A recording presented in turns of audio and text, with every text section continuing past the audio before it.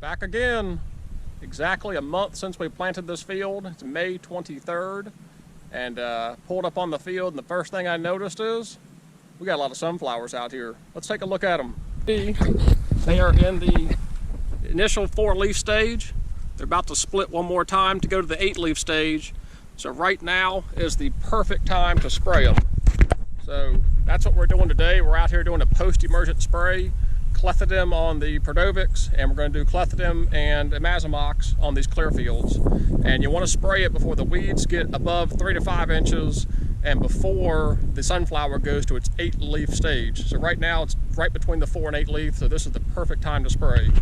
And you can see there's a lot of grass in here that's come on. That's all grass. Got some clover that's come back on.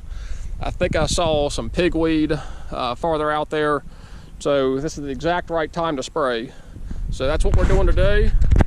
We're doing the 1 month post-emergent spray for grasses and broadleaf weeds in these Clearfields, and grasses only in the Perdovics. We're also going to burn down the wheat field, the wheat and oat field up the hill that I showed you last time. We're going to do an initial burn down of it to go ahead and kill all that off and get ready to plant the German millet in about a week or two. So we got some work to do. Got a lot of grass and weeds that are coming in even with the pre-emergence. So you can see a post-application or a post-emergent spray is going to be critical to keeping that soil all bare throughout these sunflowers. But before we start spraying, I want to go look at the spacing and look at the differences between these Clearfields versus the Perdovics. People have asked the size difference and just how they compare rather to each other. So let's go look at the spacing with the bag spreader versus the spacing with the big hopper spreader, and look at the size difference on these sunflowers. So last time when we were out here putting the sunflowers in the ground, I told you we were doing this field in 2 separate sides, and I wasn't 100% sure if we'd be able to tell exactly where that line was, but looking at the difference in these Perdovics versus the Clearfields, there's no doubt where that line fell. Right there you can see the very happy lush stand of the larger sunflowers, which are the Clearfields, and on this side you can see the much more spaced out, a little bit smaller ones, which are the Perdovics. So I can clearly see that line where I'm going to spray the Imazamox, because I do not want the Imazamox over here. No doubt about it where that line is. Look at these Perdovics first. These were spread with the hopper spreader, and you can see they are much thinner spread out here. They're not nearly as covered. The spacing, is good, about 18 inches between those, 18 inches between those. So in areas the spacing is good. You don't want to overseed it, but there's some areas, for right here, for example, and out there, where there's just hardly any growth there. Now that's not to say the deer haven't come in here and eat some of them, which they have. Deer clipped that one right off. So deer are certainly impacting these Perdovics up here and the spacing of them. But the Clearfields are lush on this side. That upper end up there, we'll walk up there, you can tell it's a lot thinner. And that's also where Dad runs a corn feeder for deer. So I'm betting as the deer eat the corn, they're also grazing and browsing on those Clearfields. This is a prime example of why we plant heavy. The deer have come in here, clip, clip, clip, clip, clip, clip. So you've got a lot of plants in here that are getting eaten by the deer. And Dad says he comes out here in the evenings and watches them pull them straight out of the ground, clip the tops off.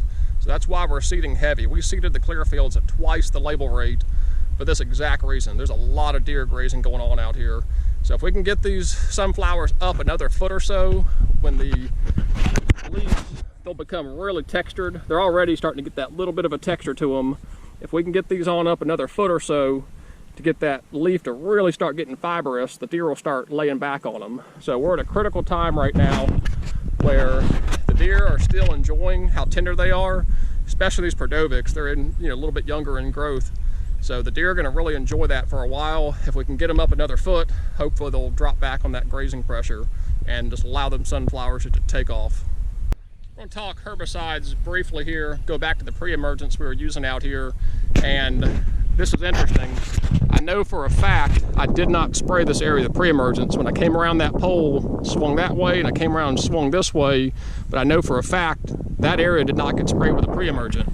And if you look, it's full of them. You got, I don't even know what that is. You got red root pigweed, a bunch of clover coming on happy, bunch of grasses, various other weeds growing out there, some wild mustard.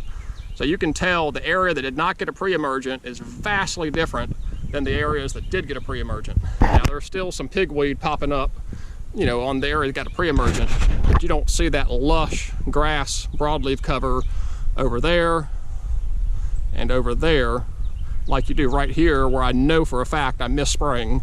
So that tells you the herbicide does work. You get it down properly, it does work. Does it prevent all weeds? No. You can see all the grasses and stuff that were still up there at the upper end, but it certainly helps get a jump start for these sunflowers to get out of the ground without having to compete. So we're back over in the Clearfields now, talking herbicide again. You can see there's a lot of broadleaves. Ow, that hurt, whatever that was. And a lot of grasses in here. And it's very uniformly right down this row. That side's clear bare dirt, that side's clear bare dirt. So again, you can see exactly where I missed with herbicide when I came out here. That tells you the herbicide works. It does make a difference. If this whole field had that cover of grass beneath it, we'd be off to a really rough start.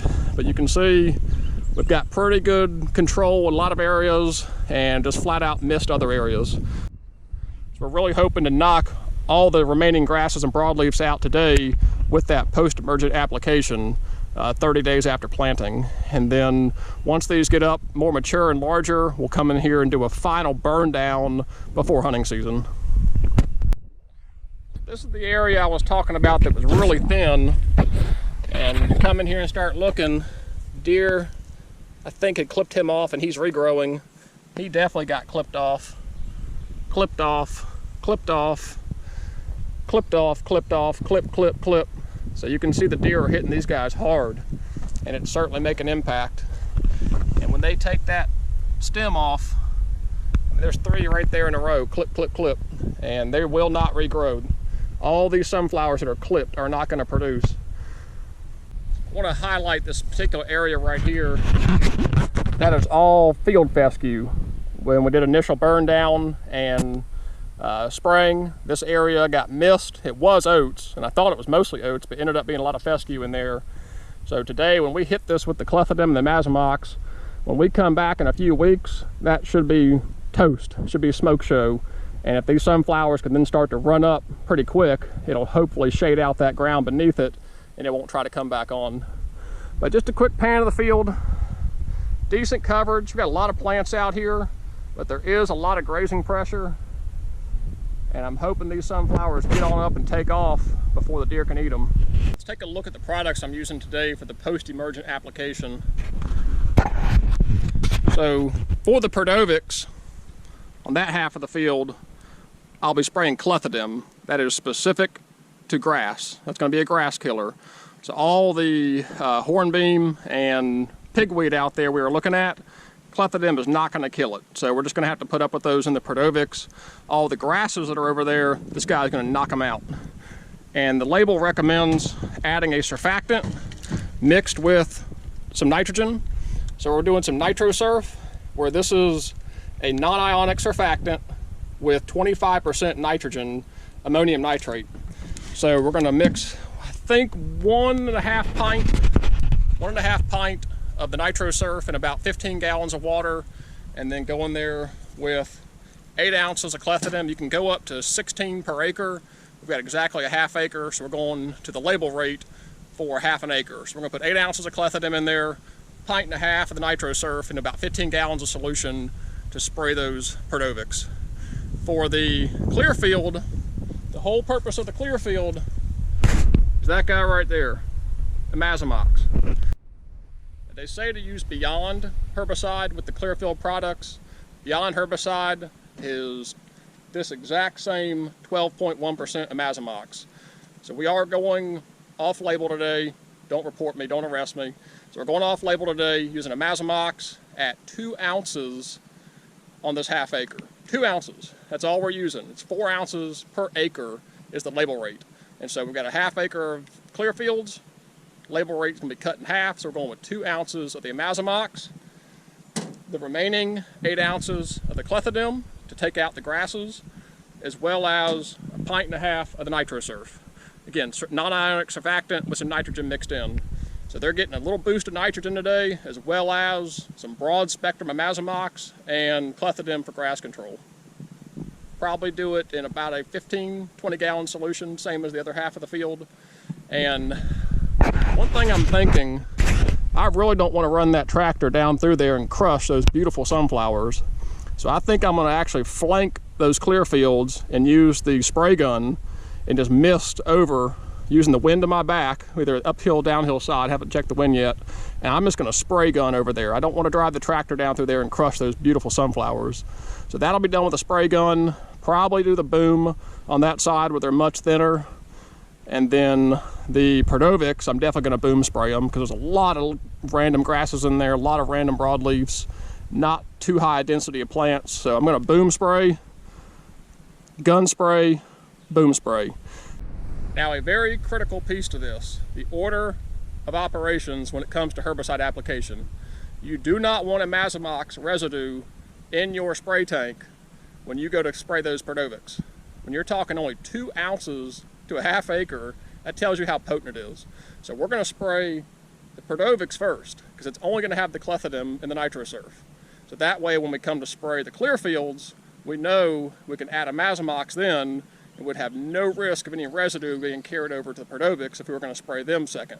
So spray the clethodim first, then add your Mazamox, spray your clear fields. Enough about the nerdy stuff. Let's get the spray tank hooked up. Let's spray these sunflowers out.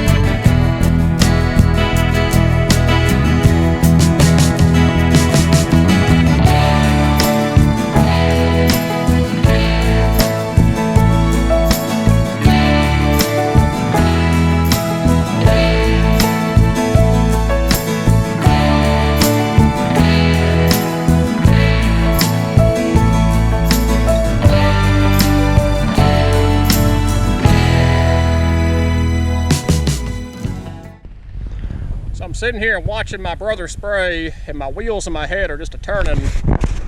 It just kind of hurts to be out here spraying with that boom sprayer, knowing you're crushing your sunflowers when you already don't have a ton on this side. There's another one crushed, the whole line, and I'm really struggling with whether or not to drive through those clear fields, because it's going to crush a lot of them, and I just don't think I can do it.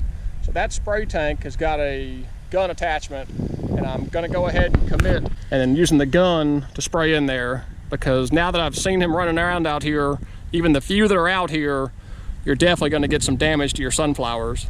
So I'm going to probably go down this side with the gun, got to spray low, wind's coming in my face right now, but really go on that upside, cut through that one clearer patch, and use the wind and spray all that, and maybe avoid driving through here, but just one time, avoid more than one pass.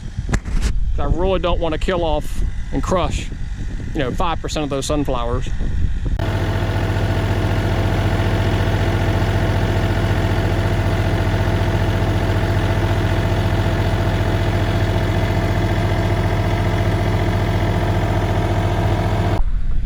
All right, got the spraying and the sunflowers done.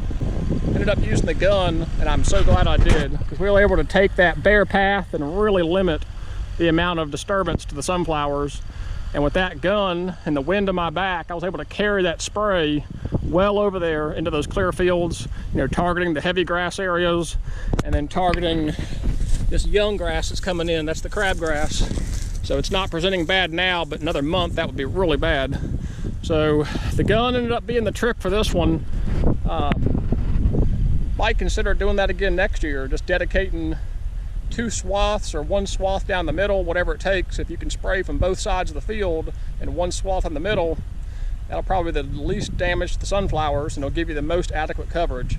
So I'm really curious to see how this product works, the Amazomox. It feels a little weird spraying herbicide across sunflowers and just watching the leaves get coated up with it, but it's supposed to be resistant. So we'll put the science to the test here. Probably come back in 2 weeks and take a look at it and just confirm that all these green areas have died out.